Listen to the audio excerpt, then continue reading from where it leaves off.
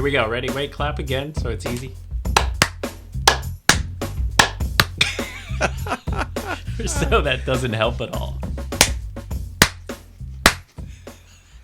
I can do it. You know who you remind me when you clap? What is it? The clumps. When Eddie Murphy's like, Hercules, his mom. Hercules. Nutty Professor family, gotcha. Yes, the Nutty Professor. You look like Ma Clump when you clap. That is just so disrespectful. That's a level of disrespect. Hercules. Not even one of the male clumps. I have to be Ma Clumps. How do you feel about him coming to America 2021? So as you know, I don't watch any previews or anything, but I trust him enough that he'll carry Arsenio. Arsenio is the Moe of the Moe. No, stop. Arsenio. No, Arsenio was funny in the first one. Like when you didn't know who he was before. Right. Woo, woo, woo, woo. Oh, that whole show of his. He was a good guy, though. I liked him. I liked his role in that movie too. It was funny, you know, like the king, the prince, and shut up. Yeah, I'm shocked that they got everyone to come back. Everyone. I wonder if Soul Glow guy is back. Soul Glow guy is back. Oh, I loved him. Yeah, the Soul Glow. But I think did the dad pass away? That actor? If he did, he filmed this movie because I thought I saw him in the movie. And James Earl Jones, God bless his soul, he's still alive. Oh, he's awesome. Do you God bless someone's soul if they're still living? You just did. God bless his living soul. Does anyone have better pipes than him, though? But I think he's overdoing it now, okay? He probably goes home and doesn't talk like that. Well, you know what it is? I think at this point, he's just trying to make that money, son. So if someone says, could you speak? Sure, I will speak. Simba, you have forgotten me. I love that line. Yeah. That reminds me of the line from the Gunslinger books. Oh, yeah? You've forgotten the face of your father. Oh, that's cool. Maybe that's where they got it from. I love that line, too. And then Simba's like, no, you have forgotten who you are. So you have forgotten me. We're adults. Yeah, oh my gosh. I don't think men really ever grow up. We just pretend, like in social situations. The women make us. The women make us act adultish. If it wasn't for them, we'd be playing with Legos right now. Oh man, that's so funny. It's funny you say that. I just got a new statue and I was like all embarrassed to show my wife. I got a cool Daredevil statue. I have to show you later, but like it's a toy, you know. It's ridiculous. Like it's a man, baby. It's for display purposes. You're decorating your stashy area. Yes. So it's you're display. Good. Actually, you know what it is, man. It's ever since I was a comic nerd, those statues have been around, and I've always wanted them. Exactly. And it's like now I can afford them, so I kind of want my own statues, and it's like I'm making up for lost time. All right, listen, you don't have to justify it to us. We love you. We understand. They make me happy. Yeah. I buy phones. You buy statues. Yeah, that's right. That's all right. I don't flip my statues, though. Zero judgment on this end, brother. All right, we should do the intro here. You go. Ladies and gentlemen, welcome to the Moe and O Photo Show. My name is Mo Morales. And I'm Omar Gonzalez. And what we come here to do every so often is to entertain you either by babble or truth. You pick and pick. We'll figure it out as we go. That's right. Sometimes the shows are planned. Most times they're not. Who cares? Who cares? Sponsored by nobody. Who plans a poop? Really? They just come along. It just happens. So those of you that are new here, we mostly talk photography and stuff, but it's funny. When we talk other stuff, people in the comments get all excited. Like when we talk about shows and things. I think everyone's sick of photography is what it is. That's what it is, especially because, like, the last year almost has been, like, absorbing every YouTube video out there that's about photography. And you know what? We have 3 million people out there now, the best photographers in the world. I know, well... But they can't go out and shoot. We can't. I saw you went out, though, recently, and we actually both went out and didn't go out together. It's like... You know what? It was your getting out there for the previous storm that inspired me to go out there a couple days ago. That's cool. So, yes, that's cool. So did you get to film? So I did a real quick video. So I used my iPhone actually as my main camera because I didn't want to mess around with the GoPro, you know? Yeah, you know what? I've seen a couple of people using their phone and the iPhone looks good. Yeah, you know what? I'm not gonna tell you it's the crispiest, best video I've ever put together, but I wasn't ashamed of it. But is it? I thought it was. It recorded at 4K 60, and I brought it back down to 1080p 60. So, I was That's very too happy with hyper that. real. 60 frames a second? Isn't it like too hyper real? Someone forgot to put it back down Oh, to 30 got it, before I got it. started recording, so he made lemonade out of his lemons. Here, I thought you had like an artistic directorial choice. Yes. No, Yes. I got back here and I started like airdropping my videos, and I saw that my settings were at 4K 60. I'm like, I'm gonna go with it. I, Well, that reminds me of that movie Spaceballs when they're stepping off for the wedding, and the king steps off on the wrong foot. He goes, "Go with it." oh man. So yeah, I went out recently with another friend of mine here in Hoboken, in Nutley. We went to Hoboken, and it was cold. And doing photography in the cold, you really have to prepare yourself. Like Jose, who I went with, he had a heated jacket. I thought that was totally cheating. Yeah, that was so cheating. I mean, I didn't know it was a heated jacket, but it looked like his jacket was. Oh, awesome. he's Like, it was hardcore. He goes, he does landscape photography, goes to, like snowy waterfalls and all that stuff. So he was prepared. Did you know there were heated jackets before that day? No, only motorcycle, like for motorcycle jackets. I did not know. This is all new to me right now. I'm like still trying to digest this. Well, this bit of in information. the motorcycle world, I just got heated gloves because I've been motorcycling close to right above freezing. So like 35 degrees Fahrenheit. 40 is now comfortable. At first, I could only motorcycle at 50 degrees. But I got some... The only thing that gets super ice cold is my hands because you're like completely death grip on the hands. Yes. So I got these little... I'm like afraid of them, but they were on Amazon and they got good reviews. They have they've got wiring in the fingertips to keep you warm, and they have these large, like you charge. They give you like 3 hours of heat. Oh, that's yeah, nice. these large lithium. But I'm like I have lithium batteries like in my. I could just be like Ghost Rider if they.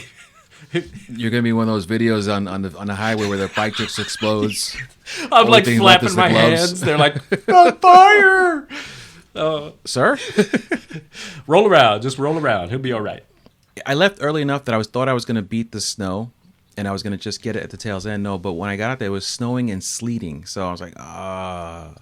So I went to test out two 35 millimeters. I bought a 35 millimeter for the Sony, but it's not water resistant at all. Yeah, and is the 6600 weather resistant? I didn't think it was. Yes. It is. Yeah, well, you know what? Today, that weekend it was. I didn't purchase it until I researched it, and unless the sites I looked up lied, it did say it had some weather sealing. Wow, I wonder if my 6400 does or does not. That's it. I don't know. I mean, so luckily I also brought 16 millimeters with me, and that's what the video was about me just taking some bad weather photos with the 16 millimeters. It's and then hard, at the end of man. my It's video. hard to go out with two cameras. I've done it before. I went out once with two 35s, a Sony full frame, and then your photography suffers because you're constantly trying to find images for both, and you know what I'm saying? Yeah, exactly. But luckily I went out there with the mindset that once it started getting ugly weather-wise, I said, I'm going to go out there for about 30 minutes. I'm going to shoot. Times Square is a very easy place to get a couple shots. Yeah, that's true. If I get 5 shots on each, that's it. I'm good.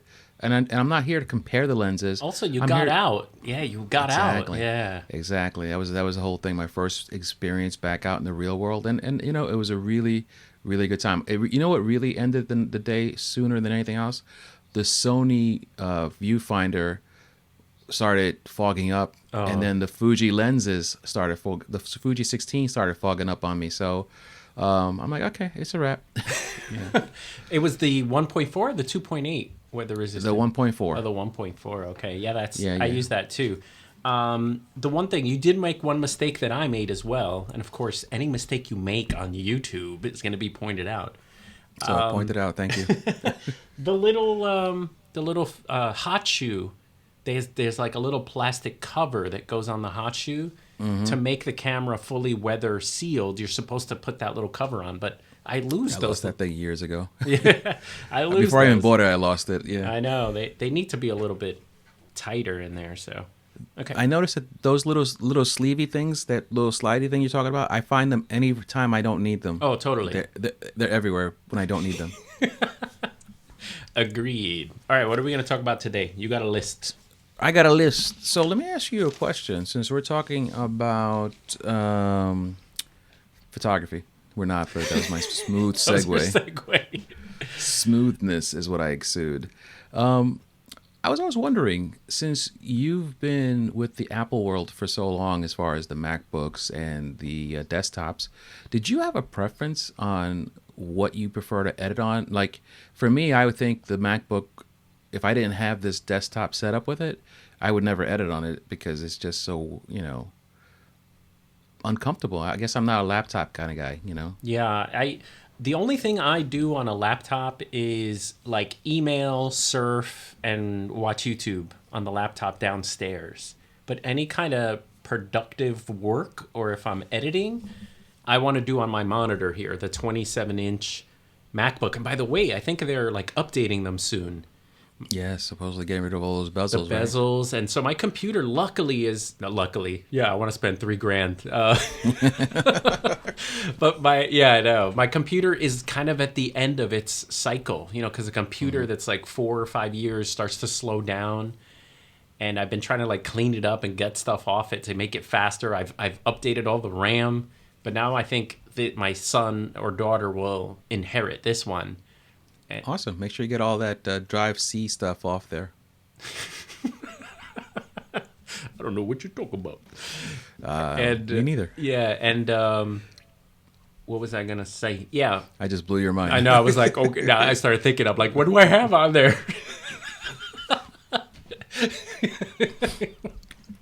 That's I just thought of Flossie Carter. It's like, you know what he always says about that those world. scumbag moves. Yeah. So definitely once you go 27 inches, you never go. Sorry. Ladies, you know the procedures. More Flossie. We are childish. So yeah. The 27-inch screen, like I love working on it. I like having 2 windows open. One of the things I like doing sometimes is you can take in Lightroom one of your photos and lock it to a second window. So a lot of times, like for example, if I'm trying to create a Canon look on my Sony stuff, I'll take an old Canon portrait and lock it to a second window. And then I could work in Lightroom, with that image always there and zoom in on it and stuff. So I like having the space. Yeah. How about you? So laptop or?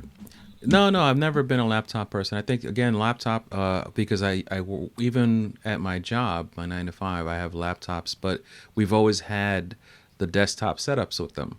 So I've been always accustomed to a desktop style. I think only time I would use a laptop, and I've used it a couple times, is when I know I'm doing a quick shoot and it has to be instant turnaround, and the client isn't expecting like 1,000 files, just 2 or 3 out of what we get.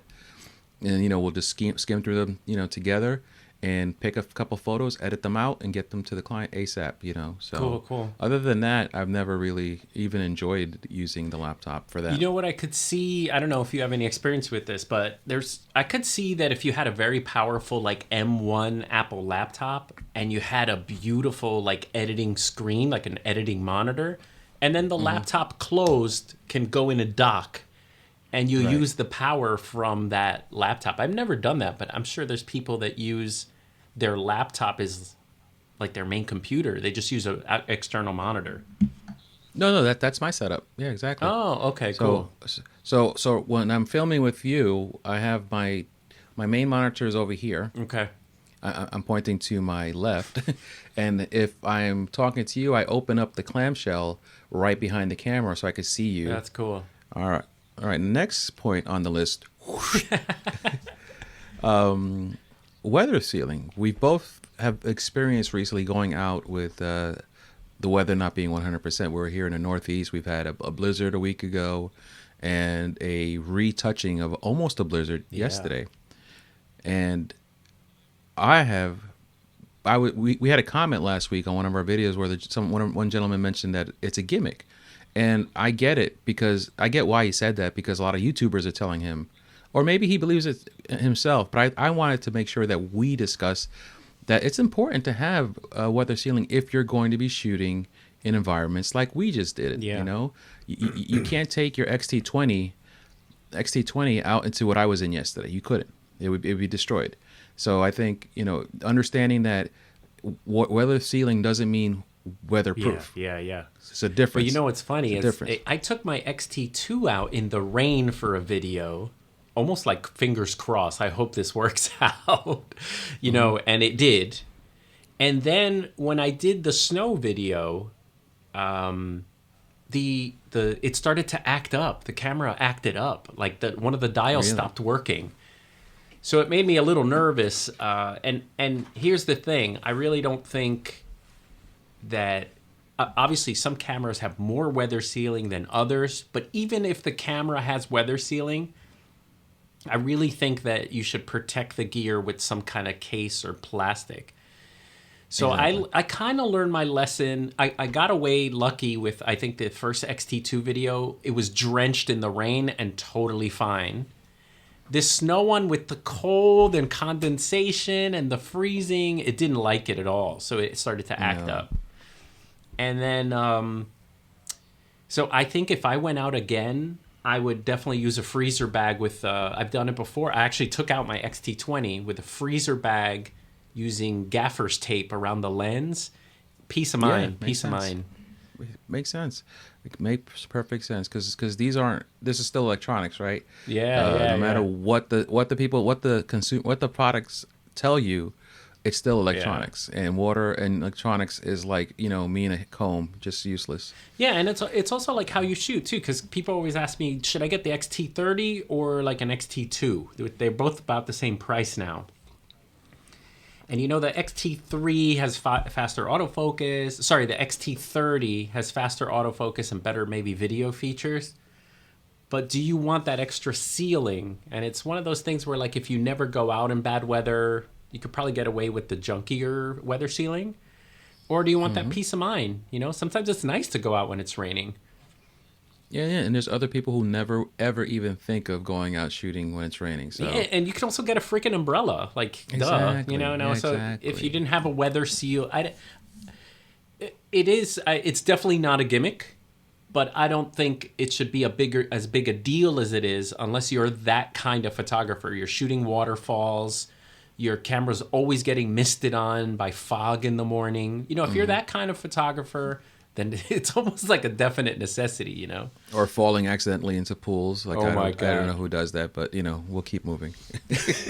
That happened to me. Okay.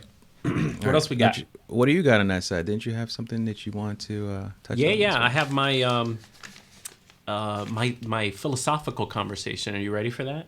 Of course I am. Hit me, bitch. All right, we're going to get heavy now. No, I've been thinking a little bit about how we all get into photographic ruts.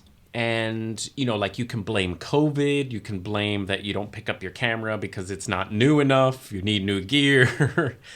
And I started to think about it a little bit. And I was not so much bored with doing photography. I was bored in what photography I was seeing. And most of the photography that I get is from Instagram. Gotcha. And you know how the scroll speed just gets faster and faster. And so I was thinking, I'm like, am I really bored, or am I just like habitually looking for something? And so the conversation I kind of want to have is social media sort of kind of like Matrix, and is it forming our reality and forming our artistic eye? So much so that I used to love mountain photography, and I used to love, let's just say, for example, amazing Tokyo cityscapes. Right. But maybe I've seen too many Tokyo cityscapes where now I'm like scrolling past them as opposed to being amazed by that image. And so part A of this conversation is boredom because of social media and being swamped.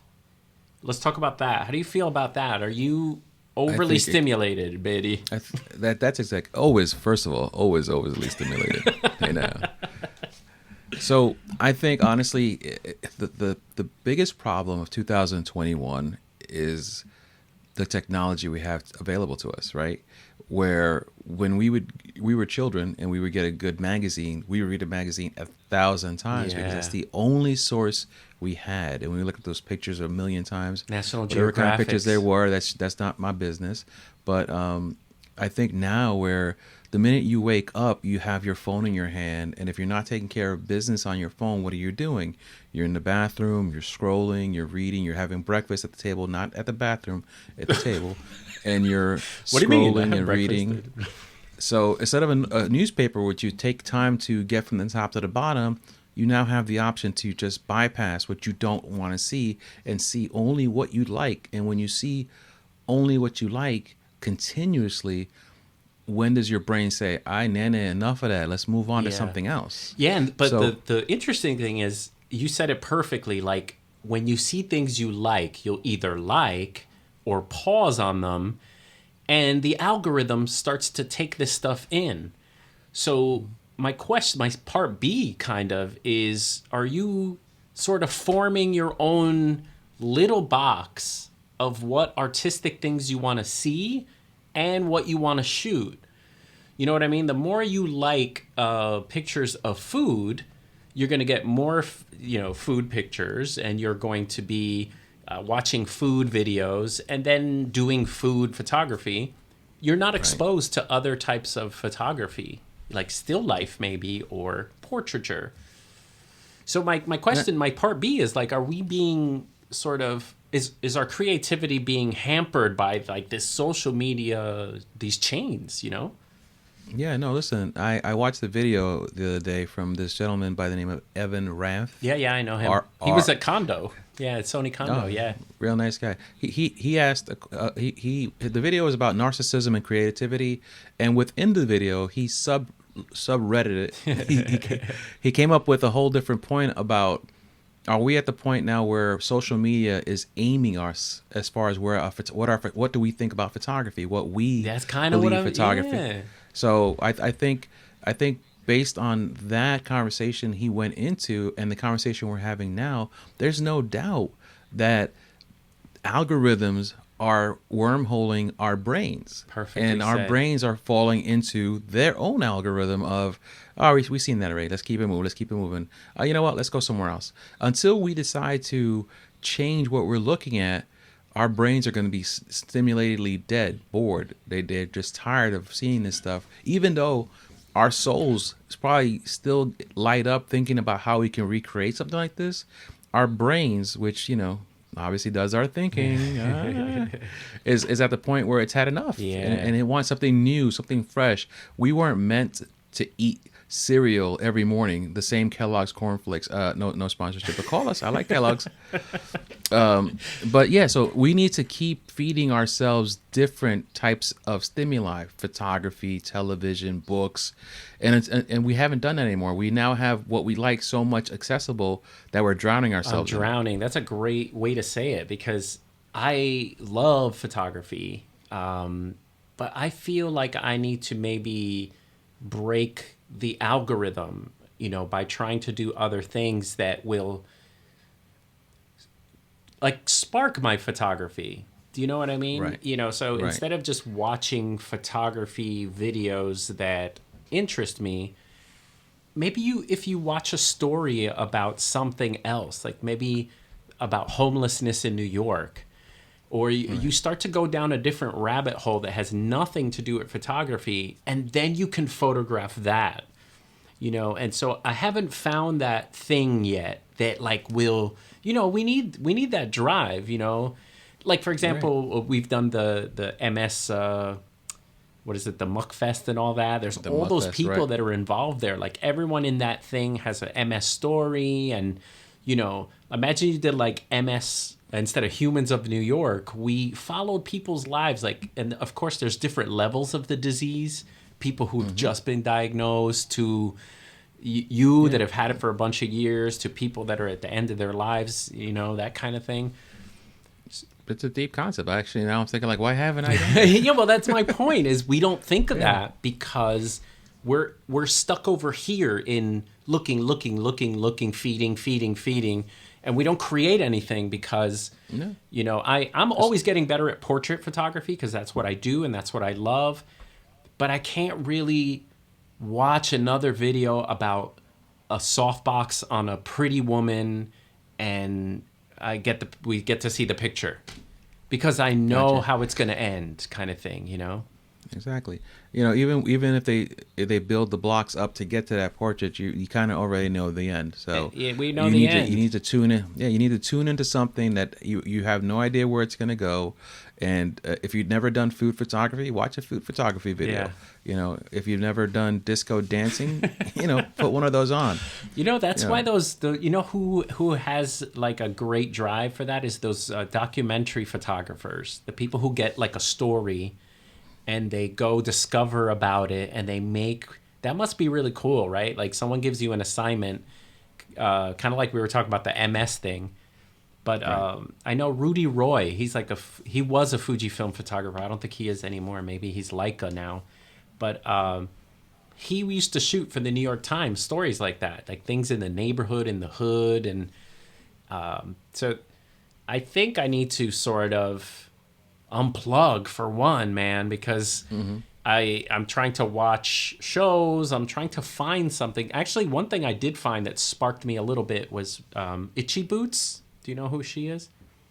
Only because you've told me about her. Yeah, yeah. So she's a woman that rides her motorcycle around the world, and she's exploring. Like in each episode, she's going to places she's never been to before.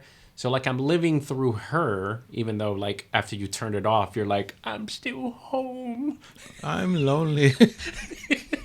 They say we feel more lonely than ever now. That's because we've isolated to, this is our world now. This is it. I'm holding up a phone here. This is what's become our entire lives. So you spend so much time looking down at your phone. I just see, this is why my glasses are always there. I just tap them. So anyway, this is why you spend so much time on these boxes that people are right next to you and you couldn't even care.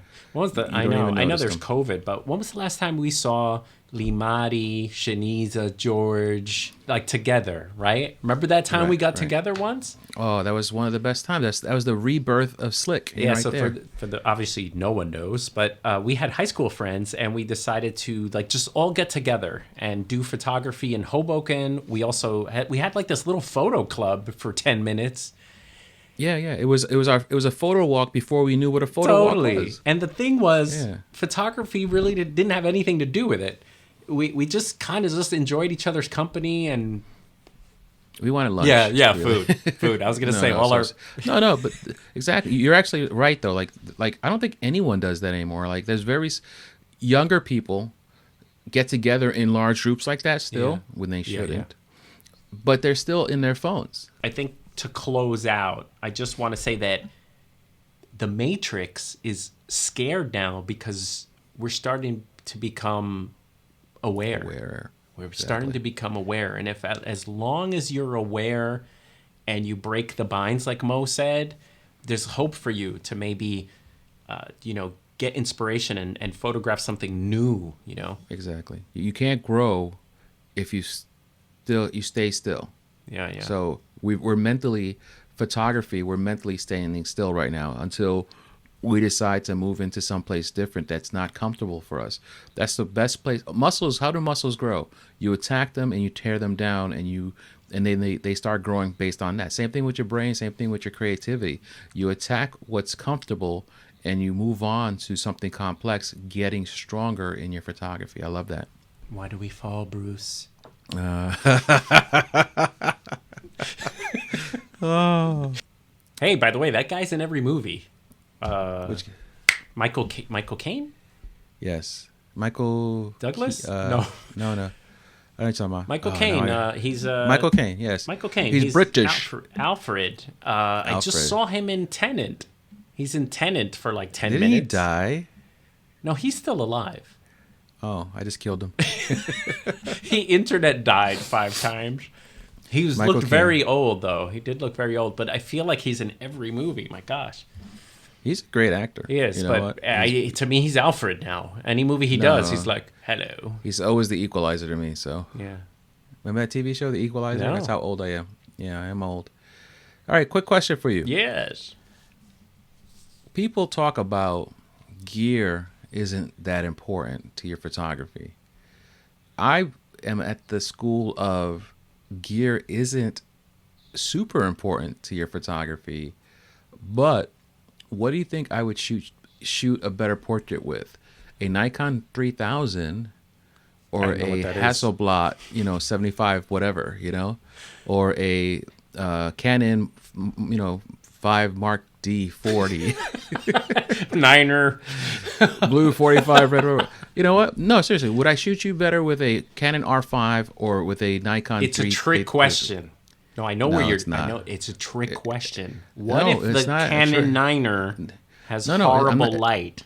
It's not a trick question. I'm only going to answer it for you. Okay, I would shoot you better with that Canon just because the Canon has a better sensor, it has better autofocus, it has better options in it. So basically, what I'm saying is, if I was a chef and I had to cut a steak with a butter knife or with an actual knife, a chef's knife, I would do much better with the chef's knife. Yeah, but you'd get the job done with the butter knife. You'd still get the job done. No, it wouldn't be as pretty. That's the whole point. Yeah, but it depends what the output is. What if someone's making a 4x4 book is how they print all their photos? Huh? You know what? A 4x4 book would still look better from the Canon R5. No, it won't. I think the Nikon 3000 has like ISO 2 is the highest it can go. ISO 2. You know what? I'm going to say, sunlight, you know what? Yes, I'm totally agreeing with you. I'm just being an a-hole here. But gear totally does matter. That's the reason I switched to Sony for their autofocus. I have so much more success capturing quick moments. That's why I switched. I was missing moments because Canon just couldn't grab fast enough. And so gear does matter. It depends, though. It definitely depends. For me, it mattered because of what I wanted to get. If you're sitting there shooting flowers, you don't need autofocus. You can manually focus. You can have manually focused lens. You have your camera on a tripod. You're at f8, and you're just like f12. Gear does matter. You can get anything accomplished with what you have at hand. iPhone, the Nikon 3000 that I'm bagging on, which I loved when I first got one. So I'm banging on these cameras, but I got the job done with them. But when you elevate your craft, you have to elevate your tools. Yes. So you know what? You could still make a great living with the very first camera you got that someone said, "I love your pictures from." Yeah. So don't think that I'm bashing gear. I'm just saying I'm sick of people saying it doesn't matter. Oh, I agree. That was my rant. I agree 100%. And I think where people get confused is, the cheapest, junkiest cameras are horrible for us. We don't want them. They get better. But we reach like a pinnacle point where it doesn't really matter anymore. People keep looking at that spot. A7 II versus A7 III. Gear doesn't matter. You're right. There's just one iteration.